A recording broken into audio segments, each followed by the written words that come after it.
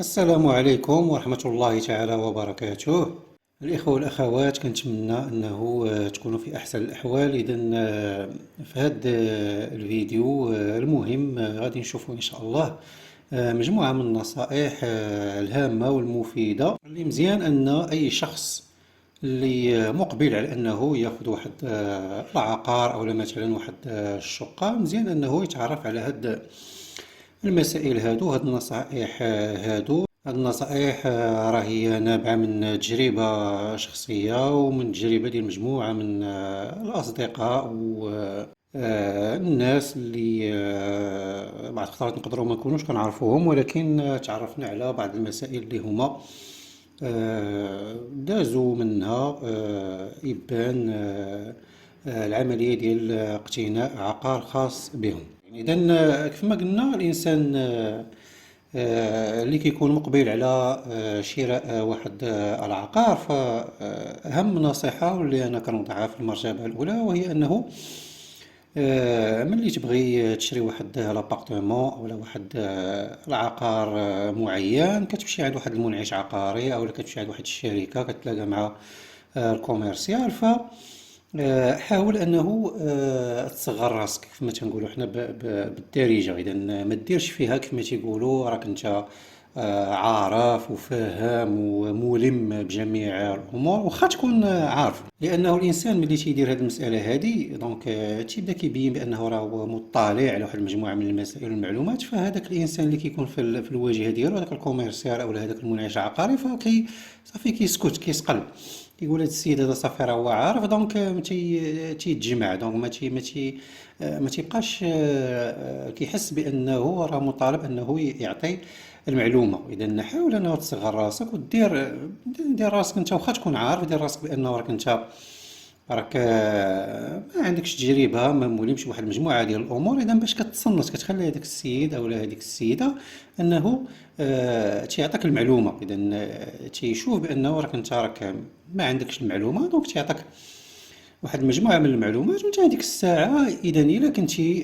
من الناس اللي هما عارفين وعندهم معلومات في هذا المجال ديال العقار، فانت كتحكم على هذيك الهضره اللي تيقول لك هذاك السيد او هذيك السيده، وانطلاقا من هذاك الهضره وهذاك الشيء اللي قال لك، فانت كتاخذ القرار، كتشوف واش انك غادي تزيد لقدام مع هذوك الناس ولا غادي تراجع اللور. لان بعض الخطرات المعرفه ديال الشخص كيستعن بها باش كيحكم على هذاك الشيء اللي تيقول ليه الطرف الاخر. دونك الا جاب الله وكان هذاك الهضره اللي تيقول لك هذاك المنعش العقاري او هذاك لو كوميرسيال ماشي هي هذيك، فراه هذيك المساله كتكون كافيه باش انك دير دومي تور وتشوف في واحد المكان اللي هو اخر. اذا النصيحه الثانيه اذا غتكون عباره عن معلومه، اذا بغيتكم تردوا البال عليها مزيان، وهي متعلقه بالانسان ملي كيبغي ياخذ واحد العقار. اذا كيحاول انه يتساوى، اذا ملي كيعرف الثمن كيحاول انه خاصة هذه كاينة في الثقافة المغربية عند المغاربة بزاف. إذا تيحاولوا أنهم يتساووا على راسهم كيف ما تنقولوا. إذا خصك تعرف بأنه راه المتساوية راه في واحد لابارتومون مثلا راه كتبقى في الحدود ديال 5000 درهم، 10000 درهم، 15000 درهم. نقدروا نمشيو كاع أقصى الحدود واحد 20000 درهم، إلى مثلا كان هذاك السيد مثلا تعرفتي عليه عن طريق واحد الصديق او عن طريق مثلا واحد السيد من العائله ديالك اكسيتيرا اكسيتيرا. دونك الا جاب الله واحد المنعش عقاري او مثلا واحد لو كوميرسيال معين اللي مثلا حاولتي انه تساوي معاه، صدق ناقصك واحد 6 ديال المليون ولا 7 ديال المليون ولا 10 ديال المليون، فراه هذا راه مدعاة للشك. اذا يا اما هذاك السيد فراه هو مبتدئ في هذاك المجال وما عندوش تجربه، او مثلا هذيك لابارتمون غير ما عرفش كيفاش ما بناهاش، جاتو غير هكاك فابور ولا شي حاجه من هاد المسائل هادو اللي كتدخل في اطار حسن النيه واللي كتبقى عندها واحد النسبه قليله. دونك ابار هاد الشيء، فراه الا جاب لها نقص لك 6 ديال المليون ولا 7 حتى ل 10، فراه انا كيبان لي راه لازم خصو يرد البال. لان هاد المساله هادي خصها تدفع الانسان انه يكون حذر، وانه يدير جميع الاحتياطات فيما يتعلق بهذه الشقه هذه. يعني يتاكد من الوثائق ديالها، من الشقه واش زعما كتوفر فيها الشروط، واش ما فيهاش شي مشكل اكسيتيرا. اكسيتيرا. دونك هنا كنرجع وتنقول بالنسبه لي زابارتمون، بالنسبه مثلا للشركات، بالنسبه للمنعش العقاري، فراه نقدر نقص لك 5000 10000 درهم حتى 15000 درهم. اذا النصيحه الثالثه غادي تكون متعلقه بالنوطير. اذا بزاف ديال الناس ملي كيبغيو يتكاتبوا، اولا مثلا ملي كيبغيو يديروا الاجراءات المتعلقه بالنوطير، تيحاولوا انهم يديروها بواحد الوتيره اللي هي سريعه. دونك كيمشي عند النوطير، فهمتي، كيحاول انه يقضي الامور ديالو زعما بسرعه. اذا كيف ما قلت، النصيحه اللي انا كنعطيكم في هذا المجال هذا هو حاولوا انه ملي تمشيو عند النوطير، حاولوا انه تعطيوه الوثائق. اذا ضروري انه غيطلب منكم واحد المجموعه من الوثائق باش انه يحرر لكم العقود الخاصه بكم.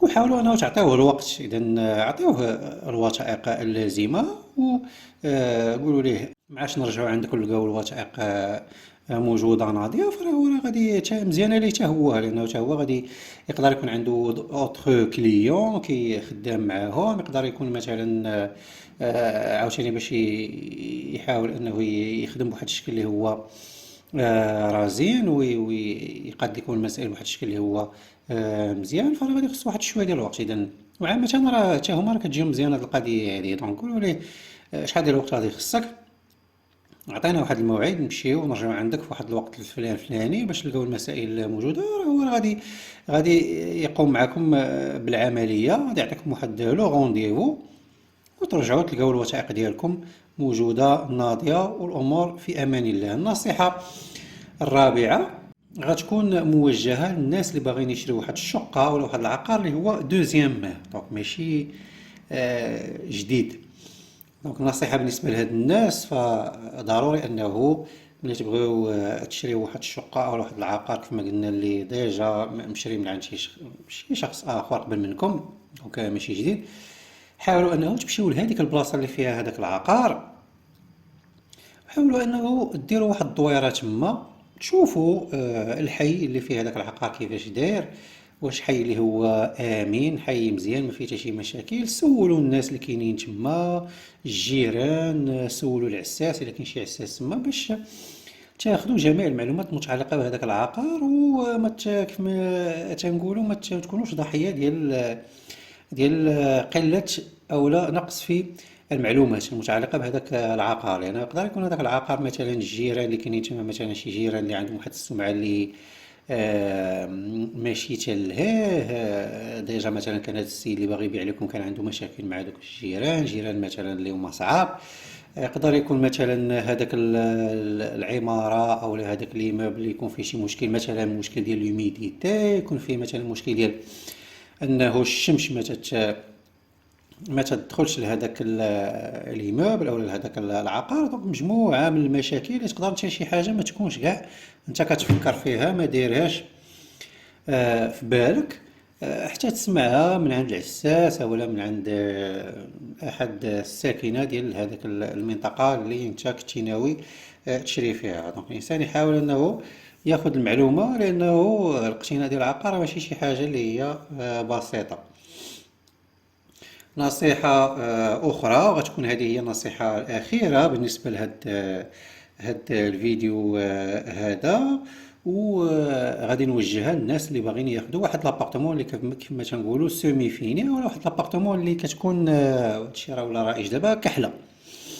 دونك بالنسبه لهاد الناس هادو، النصيحه اللي انا كنوجه لهم هو انه راه ماشي ضروري غير بعدا الناس اللي عندهم الفلوس موجوده والوضعيه ديالهم مريحه فراه الله يسهل عليهم، لانه هاد النصيحه متعلقه بلا فينيسيون. راه يقدروا انهم يتوكلوا على الله ويديروا لا فينيسيون اللي بغاو بالثمن اللي بغاو. زعما هاد النصيحه ما موجهاش لهاد الناس هادو. اذا هاد الناس هادو الامور عندهم راه هي في امان الله، الله يسهل عليهم.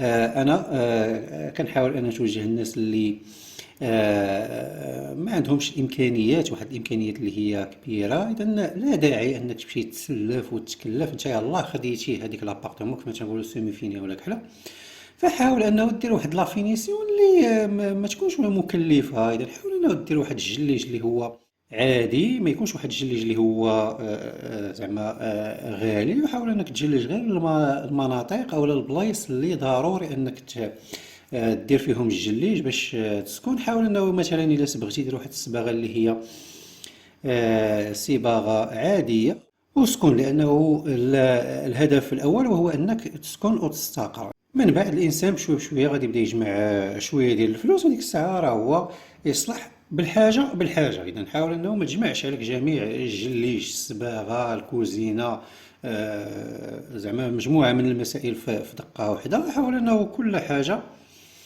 ديرها بوحدها. اذا بدا دونك راه كاين الترتيب، الحاجه اللي خصك تبدا بها، الحاجه اللي خصك تسبق. اذا ضروري انه تكون واحد الاستشاره ديال الناس المختصين في هذا المجال هذا. اذا كتبدا بحاجه بحاجه. اذا كل حاجه كنبدا بها كنكون موجد لها المسائل ديالها، الفليسات ديالها، دونك تنغيزها مزيان ونصبر عاوتاني واحد شويه وكنعاود نصايب حاجه اخرى حتى كنكمل الدويره ديالي. الاخوه والاخوات، شكرا على حسن المتابعه، وموعدنا في فرصه قريبه.